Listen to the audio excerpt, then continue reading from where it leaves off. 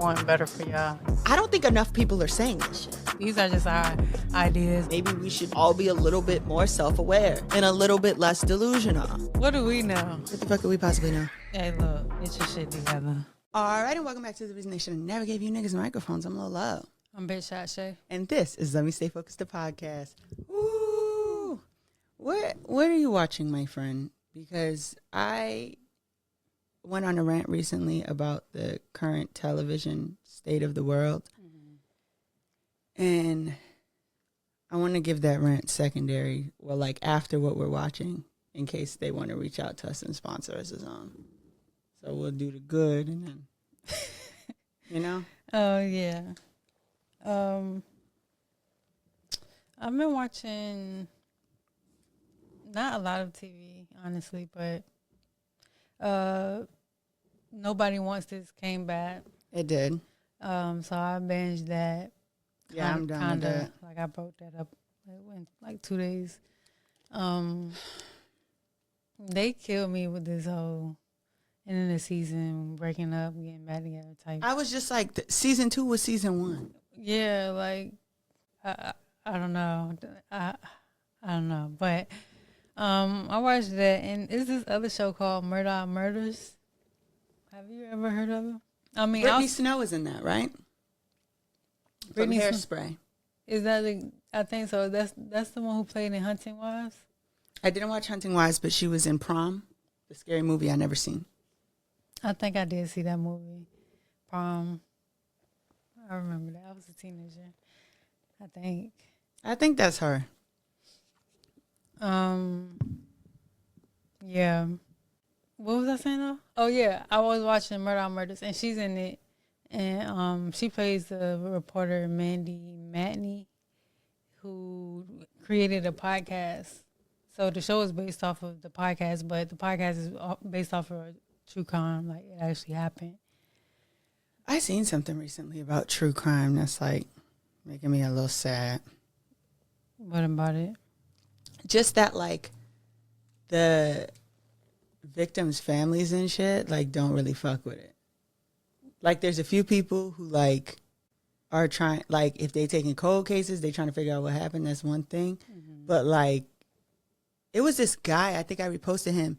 His friend was like the topic of a recent podcast episode. And he was just like, to hear these people like recant these details of what happened to my friend.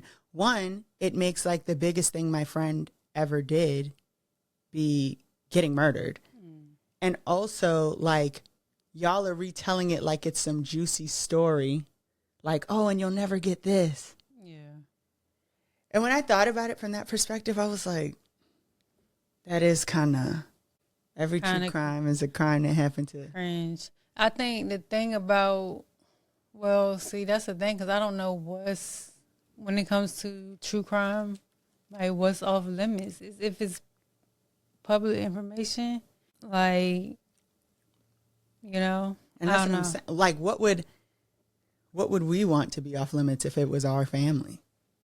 That's the thing. Like you said, I think in certain cases the family is able to have their narrative, depending on what happened, right? Yeah. But like, maybe if it's somebody who's missing, you know what I'm saying, or like they want to know what happened to they don't even have to be missing. They could have, you know, been killed or whatever, but like they might want to know like what happened. Yeah. And so it's like you might want to kind of put your story out there. In those cases, they're able to control the narrative.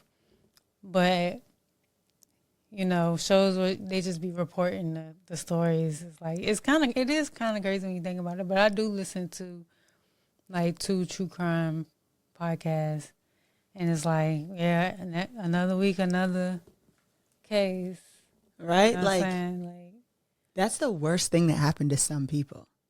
Like, and I watched a lot of Snapped, I watched that shit. I love a good documentary, but when that person said that, it was like, that did make me feel a little gross.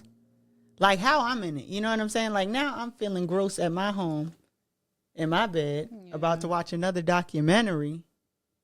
Because you done got up here and said this to me. I feel like maybe true crime as a genre should lean into that. Like we're trying to spread awareness. Or like even like murder mystery and makeup, she's not just like, hey, one person died. You know, it's usually like following a serial killer. And she is very like, this is disgusting. These people are disgusting. But like, true crime does have an element of like, oh, you're never going to believe what happened. Like one time when I was like 15, I decided I was going to find the McStay family myself. Yeah. I never did. I was just like, I Googled it. What the fuck? Where are they? So when you get people, and like the shit that happened to, was it Busy Bone? Busy Bone from Bone Thugs. That's like, you know, they found out he was kidnapping stuff, but yikes for that story. You know, the guy from America's Most Wanted or whatever, his son went missing. And so they did a movie about his life.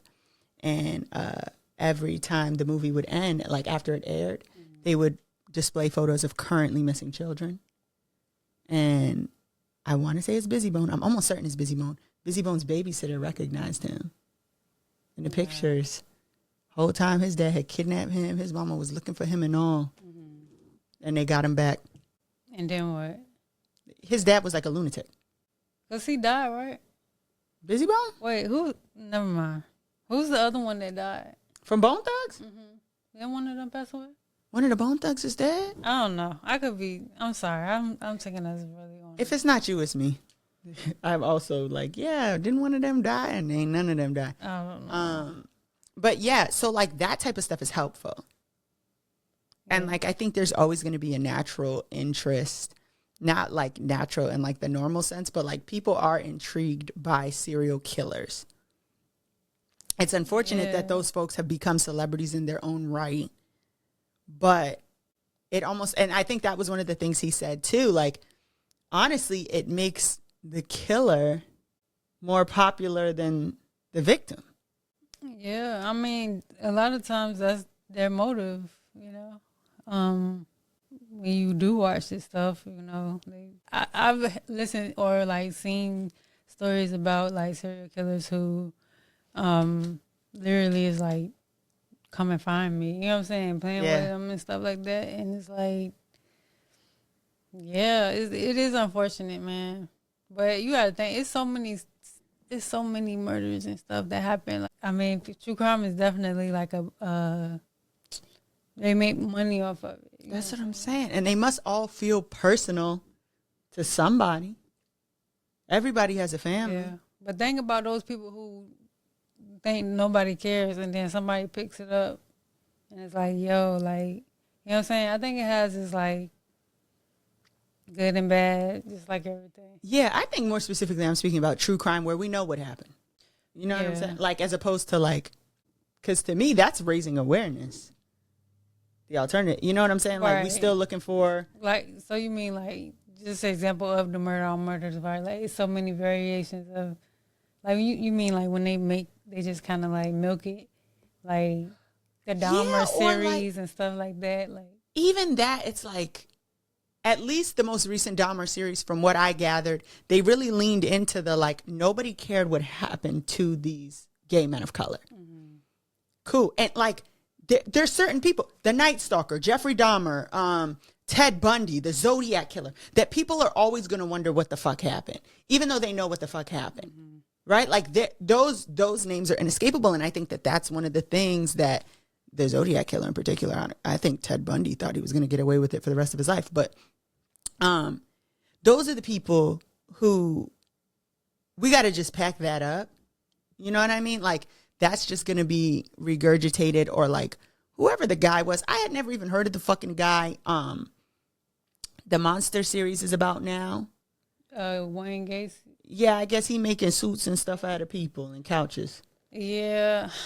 I always like, you hear his name like throughout like pop culture and stuff like that, or like I've heard his name over the years, but especially because I think what's the name had Dahmer, I think had like, or Ted Bundy. I actually get them mixed up, but anyway, they all kind of was it like connected in a way, like influenced by each other or something like that. Really? But yeah, I didn't really know about him. I did see that it was coming out with a series. I seen the commercial and I said, I thought I filtered the horror ads out, but I did. Like, it made me be like, who the fuck is this guy? Because the shortest commercial, you don't know what the fuck, unless you know what is his name, John Wayne Gacy? Like, unless you know who the fuck that is, you don't know who the fuck that is. And what I will say is, in reading the story of John Wayne Gacy doesn't have a bunch of museums. You know why? Because the townspeople went over there and burnt that motherfucker to the ground. Hey, nah, we don't fuck with this. Y'all not finna come to our town and be like, ooh, gawk, look, this was a terrible thing that happened. Yeah. Burning this shit to the ground. Don't bring your fucking ass out here. And I think the only, like, surviving piece of that stuff was like it's like a hair keychain. Like, that's all that's left because he didn't have it in his house. And also, nobody noticed that. But I say that to say, and he was also grave robbing, right? But then he started killing actual people. That's the thing. I really don't know the story for real. Desecrating the graves is bad, but then you got to get in real people, and that's how your ass got locked up. That's what the fuck you get. But compared to other people who was going out and killing a bunch of people. But then there's also, like, the Menendez brothers, which is true crime. But that's still, like, I want them niggas turned loose. I do. I can't tell a lie. But they just told him no again. But that's, like, stuff that feels unfinished. Then we have the category of serial killer who, like, they're never going to not talk about them. Everybody else, I don't know if those people are fair game. And that's what I'm saying. They being treated like that's what I'm saying. That's why I do like the curated ones. Kind of like when I told you a couple weeks ago, I was watching Fatal Attraction. And basically they just covered different stories where people got killed in some kind of love situation. And I think it's just the family's there, you know, and they're able to, like, tell how their loved one was and stuff like that. So yeah, that type of stuff I respect. Yeah, that's what I'm saying. Like, I think it's levels to it for sure. Yeah. Crime Junkies, I do want to say this because Crime Junkies is one of the podcasts I listen to. It's not every week, but I do listen to it often. They used to have a logo that was like pills, and like it said Crime Junkies, and it was like pills. But they've since changed their logo. Y'all should see, if you're not watching on YouTube, you should see the look of shock on my face. Yeah, I was like, yeah, because when you think about it, people really do be like, it's people that love true crime so much. Yeah, and I know, like, I haven't always, because I get real squeamish, even hearing stuff as opposed to, like, reading the plot summary on Wikipedia. But, like, our friend Trace has a Criminal Traces. I trust Trace enough to be an ethical enough person that she's not out here doing no fuck shit. But the fact that there are other people who are huge, who make all this fucking money off of, like, telling these murders. And what are they doing for the people who have been murdered, the families of the murdered, the children left behind of the murdered?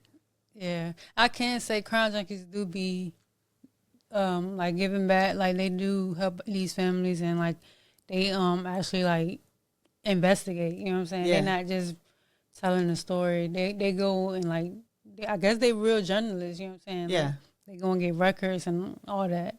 And, you know, they do help families and stuff like that. They've helped solve some murders. I don't want to put a number on it, but even one. Shit, if you solving shit and you getting the families involved, cool. If you just telling shit to tell it, right? Because we gonna have to, like, even the public has to relive some of that shit when it, like, we're getting to an age where the kids don't know who Casey Anthony is, right?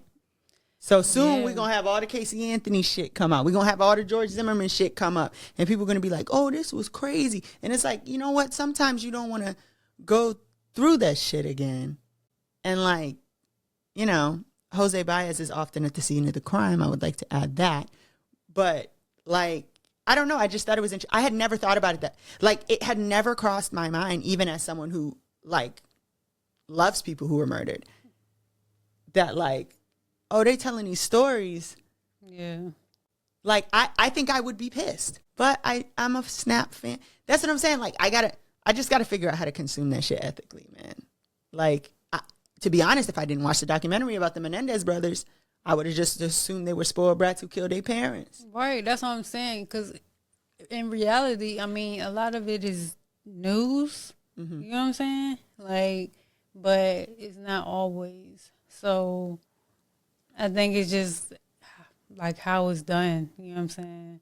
Like, is it trying to educate people, or is it just trying to, like, you know, like, just talk about it just to be talking about it? Yeah, that's interesting. Did you say what you was watching? No, I got caught off track by like I don't know. I had only seen that TikTok like 2 days ago, and I've been thinking about it a lot since. Yeah, I like things that make me think. Yeah, you know, you open Netflix and it's like, hey, want to see some people get murdered? And usually I'm like, hell yeah. And now I'm like, now wait a minute. Yeah, and they do. Hold on. They do push like that shit extra hard. Yeah. True crime is like. They have whole conventions. It's interesting, but I don't know. Because then I used to hate watching Unsolved Mysteries because at the end they'd be like, and he's still on the loose till today. And I'm like, what? Yeah. Even though the show was called Unsolved Mysteries. I like that every show time too, they're though. like, it's unsolved. I'm like, oh, God. I'm scared. Or like the Son of Sam Killers documentary where they're like, we don't think the nigga who was in jail was the Son of Sam killer. We actually think it's these niggas whose dad's name is Sam. And I'm like, I don't even know about that one. You but got to be fucking kidding me. That happens too. People be innocent. Oh, he was like, I did these 2 killings because I was in that cult. We was meeting underground. The rest of that shit was Sam's sons. They go to get Sam's sons. The police knock on their door. They shoot themselves. That was the killer that had all them women, I think, in New York, cutting their hair and shit. Because they were like, if you got a ponytail, they're going to grab you. Don't hang out at make out point. You're kissing in the car. They're going to kill you. He was a 44 caliber killer. And I'm like, so I just watched all this for you to tell me that some of these niggas is dead, but they was a group, and the rest of them, they just out there walking the streets, giggling. I don't like no shit like that. But you must feed the beast. Anyways, what I'm watching is High Potential. Oh, I'll be watching that too. It just threw me. I finished Abbott, and it just threw me into season 2 of High Potential. I'm like, what's this? Hulu would be doing that. But High Potential is ABC. Mm-hmm. ABC has gotten me with their programming recently. I don't like what you did to Shonda Rhimes, and I don't like that you never put a lid on The Family. I watched that. Fuck yeah. But Will Trent, we know I'm a huge fan of that. Mm-hmm. Found was NBC. They got canceled, but they were. I think someone was double dipping in the Kool-Aid or something. Because when you watch both those shows, the plot lines were ending up the same. Found had an interesting premise, but I think they wrote themselves into a hole. But I'm a huge fan of Mark Paul Gosselaar, so I was excited to keep seeing him. And then he showed up on Will Trent. So, anyways, now I'm watching High Potential, and I like that too. And I think they're using the same set as Will Trent. You on season 1? I told you I got thrown into the middle of season 2. Oh. Well, it's episode 1 of season 2. I feel caught up. Yeah, I'm like, I don't know if you need to watch the whole season. I know what's going on. The baby black, the dad gone. The son got autism. Somebody trying to get her, the game maker or whatever. They done caught him. I'm trying to think, what was the last episode I seen? I think it was pretty much them, the 2, you know, I don't be remembering names right off bat, but the 2 detectives went to Arizona, I think, to check out Nevada. To check out the location they had on the baby dad. Yeah. That's the last episode I seen. So I got past that. I'm past that. Okay. It shouldn't be too much further past that, though. Damn! This keeps happening to me. What? What you mean? It's not out? No, no, it's every week. It's weekly. But you're telling me season 2 is airing right now? Mm-hmm. That's what I'm saying. It's coming out every week. Same day as Abbott. Come on, right now. I'm pissed. See, if you would have watched season 1 first. I didn't have a choice. You know how Hulu do you. I'll wake up to Hulu playing some crazy stuff, but I'm just glad it didn't go back to the Wonder Years again. I'm like, yo, if I watch this one season of the Wonder Years one more time. For real, like they was pissing me off with that. I did end up watching, I think, the entirety of Home Economics. They got me like that with the dude from that 70s show, Topher Grace. I don't think I see And it's him and his siblings, and one of them's rich. Anyways. Oh, I think I did see. I do like that show. Yeah. Yeah, I did see that. So, but I'm watching High Potential, which is not true crime. It's fake crime. I'll have you know. Yeah. And see, you know, that's where Law and Order SVU comes in. Because they blur it, though. They will take something that happened to somebody and put a remix on it. That's what I'm saying. Well, I guess that is blurring the line. But I just seen something about that with the doulas, the lady who was sexually assaulting the doulas. I don't know. I got to catch up. She was making them rub on her and all type of shit, pretending she was pregnant. She was never pregnant. 20 doulas this lady sexually harassed. Yeah. Crazy. And I would have never known nobody was doing no shit like this if it wasn't for Law and Order. But then there's shit like Baby Reindeer. I don't know, man. I don't know. Yeah, Baby Reindeer was crazy. But that was him telling his own story. Exactly. So you That's keep what I'm that. saying. Yeah. If you or your family got the rights and be able to control the narrative, I think. But I did see something recently with Amanda Knox on it. Like the person. Not Hayden Panettiere playing Amanda Knox. Like her. They might be doing like a documentary. I think I did see that. And I'm like, you got a TV show? Ain't you some type of killer? And then it's like, y'all want to fucking talk about John Benet Ramsey. Yeah, see, I don't be knowing. Y'all not finna worry me to death. That's the little girl who was in the pageants. She been dead since we've been alive, and they just blah, blah, blah. John Benet Ramsey, yeah. John Benet Ramsey. Okay. This black kid's missing right now. Well, that's not funny. God bless. I did not expect a rant about true crime, but here we are. I know, that was like, but you know, that's just life. Honorable mention is Master P. Make him say, Nan, is it when he told Monica, you're falling for the jail calls. You're talking on the jail phone. He lying to you. No. And it's not because of the verses either. The verses was short as a motherfucker. I feel cheaped, but I think that time worked out for No Limit. You feel cheaped? Yeah. On No Limits part or on on Cash Money? I feel like it was short as hell. Them verses used to be, you have people over and Them shit. shits was like 2 hours. That verses was 45 minutes. But they just lost the recipe. I feel like. Because why was they even in Vegas? They should have Complex Con. Yeah, like I understand it's Complex Con, but like that just wasn't really the place. Like, I don't know, man. Did Anita Baker have one yet? I want them to put her being rude on the TV.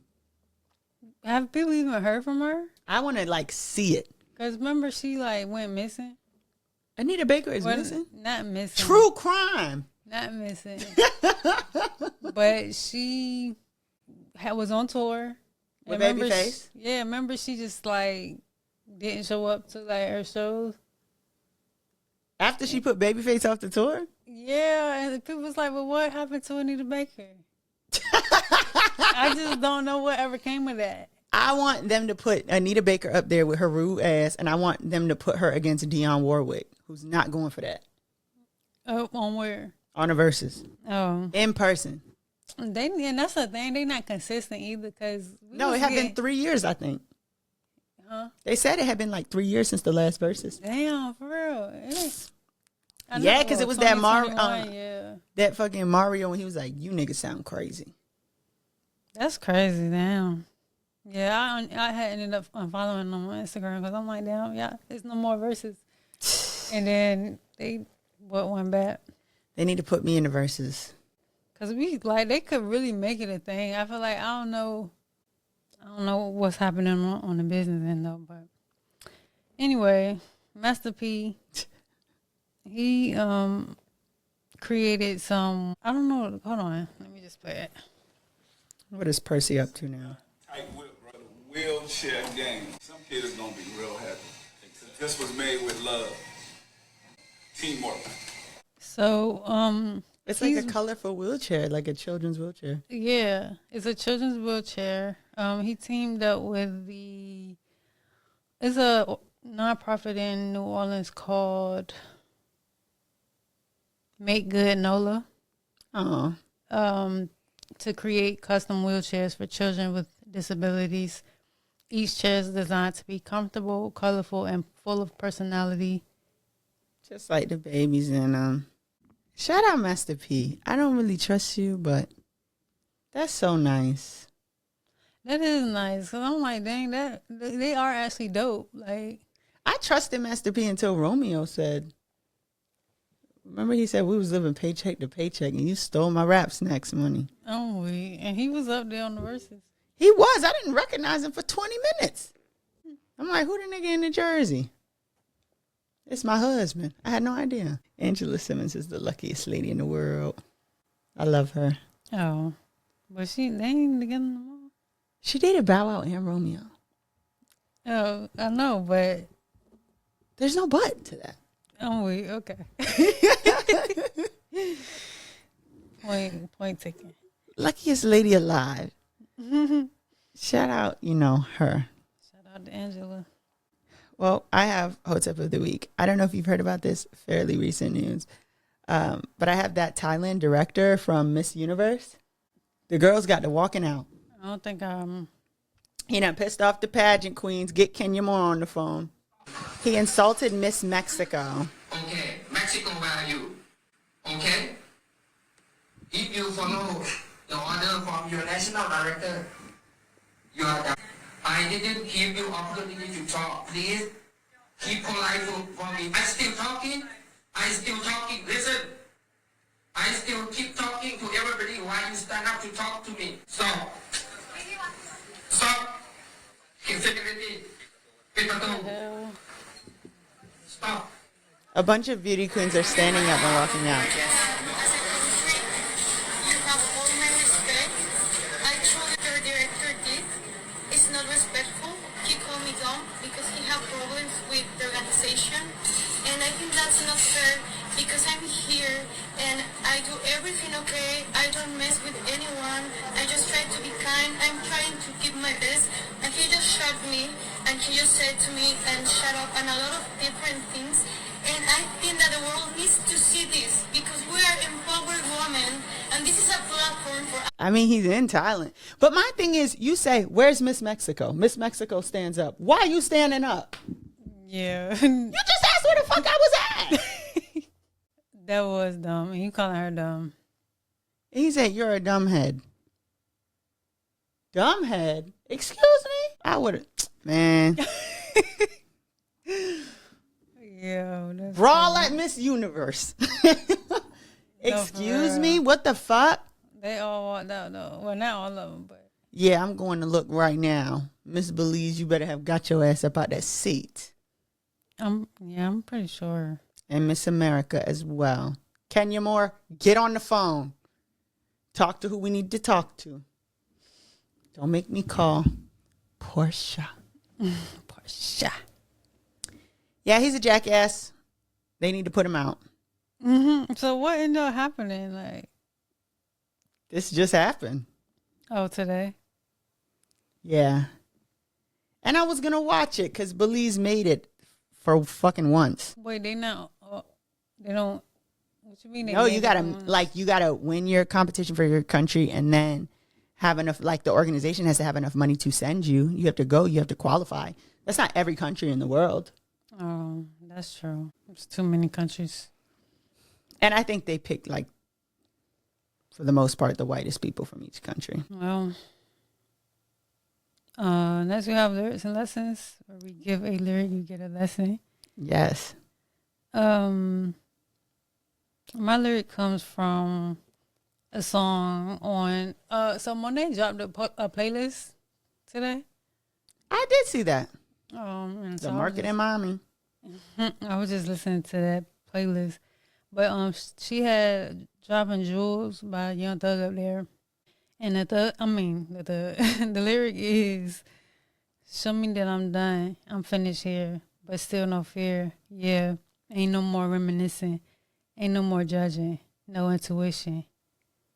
And I think he's talking about cutting ties with somebody or with something, and kind of just like, I think the lesson here is to like really be like done when you are done with stuff.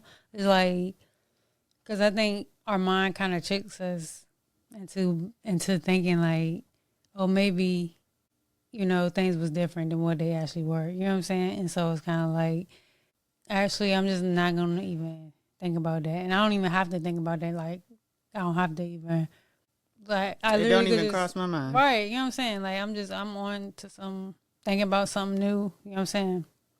Like, that's just not, you know, people like to reminisce about shit. And it's like sometimes you kind of just got to put it out your mind. Basically, that's kind of what I was getting to. That's good. Shout out Monet's playlist. Shout out to Monet. I realized at my party, I was already tore up. You were like, play your playlist. And then I said, yeah, I'm going to go do that. Never did it. Never did it. The playlist was lit. That's what I'm like. You was like, what should I play? I'm like, that playlist. Did I add you to that? No, you never did. Damn. I'm really bad at that. But, yeah. Okay, I'll read my lyric. So I have from So Easy by Olivia Dean.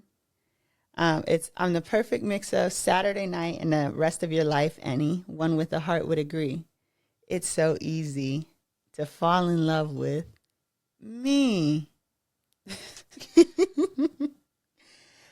And what I got from that is like, it's imperative not only that you're familiar with your shortcomings, but like all of the things that make you spectacular in this life, particularly, especially if you're a Black woman. People are going to have 1,000,001 things to say to try to like knock you down a peg, or things that you should fix about yourself, or things that you should do differently, right? And that's when it's most important to know all of the things that make you marvelous, not to prove to them, but so that like that fucking venom that people have this habit of spewing doesn't get to you.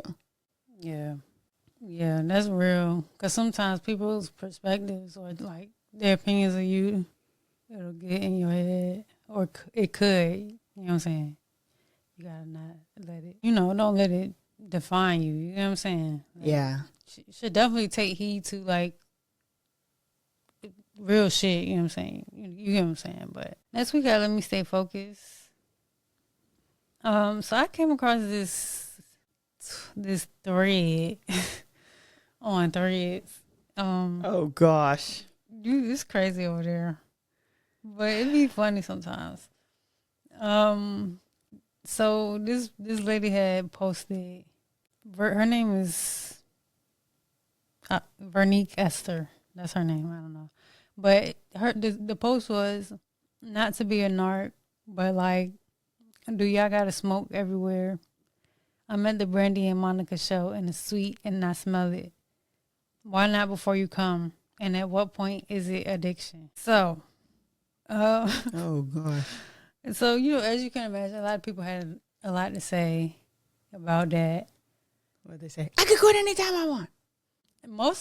Majority of them was saying that, yeah, like people be blowing it down, like everywhere and stuff like that. At Brandy and Monica? That's what I'm saying. So I guess what I'm asking is, do you think there's been like an increase of smoking out venues and stuff like that? Yes. Or like, absolutely. And like, do you think it's rude? Like, yes. Do you think it's like or do you think it's like part of the culture though? Like, here's what pisses me off. So like, let's say I go somewhere, right? And it's somewhere like the Brandy and Monica show. It's not the club where I expect all this smoking shit. I have these twists in my hair. These twists ain't coming out tomorrow. Right. So you're blowing it down. My hair smells like that. There's nothing I can fucking do about that. And it's not just weed. It's also cigarettes and like shit like that. Yeah, it's certain elders in my family. I know I can't even wear no shit. I really, you know what I mean? Right. If I bring my dogs, I gotta spray them when they come in the house. Take the shit off, put it in the fucking washer. That's it. My hair, I have to. If I have braids or whatever, I gotta spray it down and put that shit in the bonnet and hope it don't smell tomorrow. I might even spray some Ozium in there. Yeah. But those are places where like, okay, the smoke's gonna be there. But I do think it's getting ridiculous. Yeah, I think it's definitely a time and a place. I blame the vapes. Because now they cherry blossoming every fucking where. Now everybody want to smoke everywhere they go. Yeah, vapes definitely kind of pushed it. But also, I don't know. I kind of want to say Wiz Khalifa did too. Because people don't like to really think about like how he pushed. The reefer? Yeah, like the being able to just go anywhere and smoke, you know. And I can't put like all of that on him, but I think it kind of influenced like people because we can't forget how big of an influence he had at one point. High school, you know what I'm saying? Very like that's when people really started like smoking weed and stuff like that, and like Cushion orange juice was an era, you know what I'm saying? But it's always so interesting. What? To people who smoke, that was such an era. And like to people who don't smoke, it was like, yeah. Like I remember the Patch, yeah, Taylor Gang, and then nothing else. And I mean, whenever you need me, whenever you want me, I'll be there shortly. Don't care what your friends say, because they don't know me. I know that. Yeah. And my Bruno Mars track, so I would get drunk. But like, so I wasn't getting drunk. You know his commercial, his mainstream. Yeah, like, shit. But a lot of people I know, and they all have that in common that they smoke. They're like, Cushion OJ was a classic. I'm like, oh, okay. Yeah. I really respect Wiz Khalifa because y'all are telling me to. Yeah. Like, not that I would disrespect Wiz Khalifa. Nice guy. I don't think you should have gave them black kids to that racist ass lady. Story for another day. But I don't think he knew. I don't think he knew. And he did do a little bit of slut shaming. But for the most part, fuck with Wiz Khalifa. But like, he doesn't have the same. It's like, oh, yeah, Wiz Khalifa. Yeah. I definitely think. So he's to blame for this, is what you're telling me. No, I'm not saying he's to blame. I'm going to get you. I got some for that now that I know. I'm not saying he's to blame, but I'm saying, like, when you think about the crowd and the audience who's the people who be out smoking in the airway, right? Like, they are usually, I mean, if we're at the event, it's not going to be no young kid. You know what I'm saying? Yeah. So it's going to be people around our age range. And when you think about that time, I'm like, that's kind of, he was just a big influence, I feel like. But I don't think it's all on him. Like, I think that's just kind of the culture. And the fact that, like, now there's, like, clubs that let you smoke. I think people feel like when they go to concerts, it's like, it got to be that, too. You know what I'm saying? And it don't. But I think especially, like, certain concerts, like, if you at the Young Boy concert, then, okay, cool. You know what I'm saying? I was showing my ass, nigga. Yeah, like, if you at a fucking rap concert, I get it. But R&B, I feel like is more, you got to be respectful because people be getting carried away. I've been around people who are smoking. You know, I bring my fan everywhere. Mm-hmm. And then we smoking, and that smoke will be coming to me, and I'll turn my fan around and blow it in their face. Yeah. So they realize, like, I'm blowing the smoke. Like, could you fucking not? Yeah. And they're like, oh, my bad. You see me. You see, like, you just figured the smoke wouldn't bother anybody else. Yeah. Because it doesn't bother you? You mean at a concert or anywhere? Just in general. Because I'm thinking, like, festivals, right? I feel like festivals are acceptable. You know what I'm saying? Yeah. Like, it's open air. Know, yeah, you know, it's outside. You know, majority of the time it's outside. And you know, like, people gonna be out there smoking, drinking, drugs, whatever. But yeah, like, I went to see Beyonce, and it was a little girl. I might take a blunt with me if I go somewhere, but I don't always like smoke it. Like, it depends. I just don't like to not be ready. You know what I'm saying? Yeah. But I'm like, yeah, it's like you don't even know if it's kids in here. Like, Brandy and Monica are not like. I mean, obviously they're adults, but like. It's R&B, so people more like, yeah, you know, sipping. But no, I'm saying like people are Them kind of. motherfuckers drinking Cavassier. And you gonna take out some reefer? They're drinking Alizé in that motherfucker. And you have a lighter in your pocket? But see, when we went to Cousins Fest the first year, no, was it Cousins Fest? No, it was R&B. I didn't go to Cousins Fest. No, it was R&B night. The block party. Yeah. When we went there, like, I feel like, okay, that's the place that's like, I don't know, because there'd be a lot of older folks in there too, but I feel like it'd be more like a younger crowd though.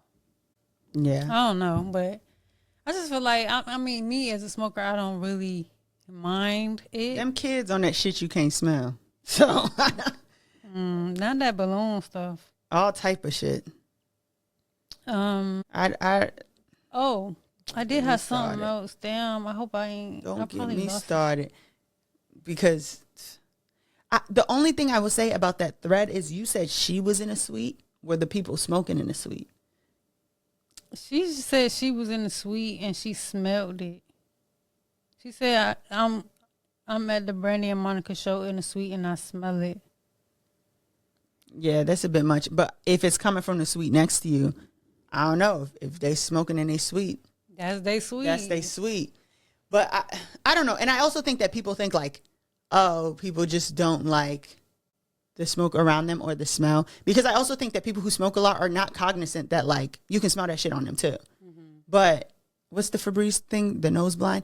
But also like for people like me, when I used to be with smokers real bad, they would like roll up and then they'd be like, where's Monet's water bottle? Like I literally like my throat would hurt being around that level of smoke, like all that type of shit. And I think that people don't think about that it's not like just merely an inconvenience for some people. Yeah. It is. Or like I said, like, what if I got a fucking job interview tomorrow and y'all done smoked out the brunch? Yeah. And what I'm supposed to do now? Right.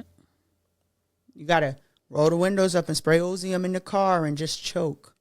Yeah, I think it is a crazy concept when you think about it. Like if it's not the club or it's not at a festival, you know what I'm saying? Like, and it's not a certain type of, like, even concerts is like, it's kind of murky, but I get it. Like you said, you don't know anybody's situation. And if you can't really smoke no cigarettes in here, why you think you can smoke weed? Like, they banned smoking inside places for a reason. You know what I'm saying? So, and I think artists have said something before too, right? Like, yo, I can't even fucking perform like this. Yeah, Meg said that, like, she's like, I can't perform with you smoking it out up here like that. And then Janet Jackson, they were smoking at Janet Jackson.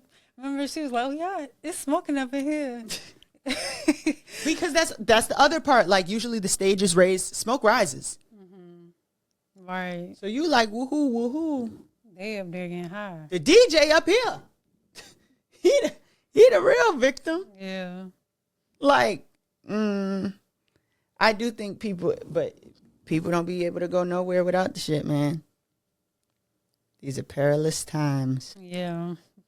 But I had one more thing while we talking about cannabis. Governor Abigail Spanberger. Yes, Governor-elect Spanberger. Governor-elect, yeah. Her stance on cannabis, I feel like it's heading in the right direction. Because, you know, Youngkin, he not fucking with it. He wasn't really fucking with it. But she said, as the next governor of Virginia, I look forward to working with our General Assembly to find a path forward to creating a legalized retail market for cannabis that both prioritizes public safety and grows Virginia's economy. The Commonwealth needs a clear strategy to set up a market that is safe, transparent, and good for Virginia.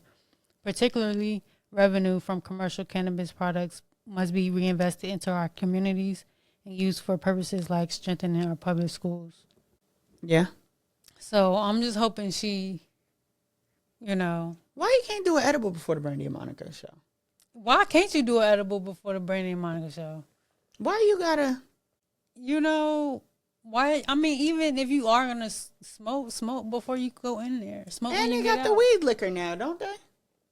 The THC drinks, yeah. One of them I like is called, well, I ain't gonna tell y'all what it's called. But, yeah, they got some. But yeah, edibles, I feel like that's one thing when Virginia does get their shit together as far as legalization. Yeah. Edibles will be more accessible. Yeah. And more like safe, because right now the edibles, people out here just be like baking them in their kitchen and shit, which I mean is cool, but And God bless them. isn't Somebody got to do it. You know what I'm saying? Like, yeah, I think it's just that when it's done properly, like, you know, when you got chemists that know the measurements and stuff like that, like, it's better.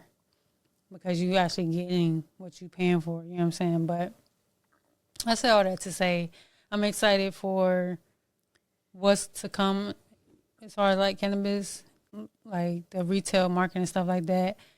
I know right now you need like a medical card. That shit is stupid, because if it's legal. Yeah. It don't make me no difference because I'm from Massachusetts and I don't smoke. But Right. I do remember Framingham State sent out an email. I don't give a fuck what the state say. Federally, we will lock your ass up. Don't get crazy. Don't get crazy. That was the last time niggas was watching election night in the fucking common rooms. Yeah. But other than that. But yeah, the first dispensary I went to was in Mass. That actually went inside. Yeah. Yeah. Now they got shits with the drive-through. Yeah. That felt a little too far to me. You don't want to get out your fucking car? I mean, if you know what you're going to get, and you know, if you a regular there, I can see. Now, why is you a regular up there? You know, people gotta have their medicine. Like, you know, some people do. Don't get me started. I'm weak. All right. What's the advice? Lay off the dope. That's all you gonna get from me. I tell my mama lay off the dope. She'd be like, I forgot. I'm like, maybe you should lay off the dope. And she's like, what? I'm like, you heard me. Maybe. Leave the reefer alone. And she's like, why do you say reefer? Cause they used to say that back in like. She said that. She said it's like an old people term. And I'm like, I don't know. Mm-hmm. And then sometimes I'll be like, I'm the weed man. 60s. And she's like, you're the what? I'm like, I'm the weed man. And she's like, no, you're not. And I'm like, how would you know? I sell weeds. And she doesn't like either. So lay off the dope. I have advice from the internet. I'm going to tell you, you should be able to recognize the voice if you're of a certain fan group. But I just want to hop on here and let you know I still am around. I'm quiet because this is Nia's moment to shine, but I see you and I see what you're doing. Some of you are being manipulative by trying to deflect the issue onto me. The issue's not me. This is Nia's story. Bottom of the pyramid is her story. Do not invalidate her experience by trying to shift the blame on her mother. Shame on you. You should be embarrassed. That is such an ignorant low blow, and it's so inaccurate. This is about someone who did not do their job. No one was hired to be evil or cruel. So let's get something clear. I'm grown. I don't owe you anything. I don't owe anyone anything. And guess what? Nia's grown too. She doesn't have to ask anyone for permission to do anything. But what she wanted to do was share her story because so many people have had questions. So many people have been touched by her experiences, and she wanted to share because she knows other people can identify and relate, and she's not alone. But what we're not going to do is manipulate the truth and a narrative to fit your own agenda because you don't want to hold certain people accountable. That is something we're not going to do. So in case you forgot, I take my cues from my kids. I've been silent. I don't need dance moms. I don't need to talk about it. As you can see, I very rarely ever talk about it. This is Nia's story, but I have to come out every now and then we're not going to take advantage and do my kid wrong. So that was the incredible Dr. Holly from Dance Moms. As you know, as many of you may know, Nia was the only black kid on Dance Moms. And they gave her a hard time, and they always put her at the bottom of the pyramid. She did not show up to the Dance Moms reunion. She said, like, even if I did tell my story, I felt like they would cut it out. She released a book recently with the foreword written by her best friend from Dance Moms, white girl, Chloe, entitled Bottom of the Pyramid, and it's out right now. And instead of people holding Abby Lee Miller and Lifetime Network and all of these other people accountable for their racism that they've inflicted upon this child, they're saying that Dr. Holly is the problem. Now, her name's not Dr. Holly. Her name's Holly, and she's a fucking doctor. She was the only dance mom who had like these degrees and all of this stuff. And so when she says, I don't need dance moms, she don't. She meant that. She's sitting there in her pink and green sweater with her nice jewelry on. She don't fucking need dance moms. And you could tell that by the way they walked away from the fucking reunion. Fuck you. Yeah. So don't play about your kids. Don't let people play with your time. And I mean, most importantly, what you should know is whenever you come out and tell your story, somebody is going to say, that's not how I remember it. Fuck them. Because who the fuck takes mental notes of when they fucking somebody over? That's why they don't remember it like that. And she said, I take my cues from my kids. I've been playing the back, but don't ever forget she got a mama who give a fuck about her. Right, basically. Yeah. Shout out Dr. Holly. Shout out. And Nia. And you can buy Bottom of the Pyramid wherever you get your books. That's a good name. I mean, good title, too. She literally put them. Have you seen it? On the mirror in the dance studio, she would put it would be a pyramid of papers, and she would one by one take the papers off, and it would be a picture of the girl. And Nia was always at the bottom of the pyramid. One time, somebody argued with her because they wanted the solo to be Rosa Parks. Nah, this is my first time hearing about that, but yeah, she need to sue. Shout out Nia. Well, y'all like, comment, share, follow us on everything. Let me stay focused. Yeah, that too. I don't think we ever tell you to do that. Email us at letmestayfocused@gmail.com. Tell us your business and your problems. Don't be a hating ass bitch during the break. Don't be a hating ass bitch during the break. This has been another episode of Let Me Stay Focused, the podcast. We'll catch you in the next one. Peace. Bye. Another episode of Let Me Stay Focused. Don't be a hating ass bitch during the break. Peace. Bye.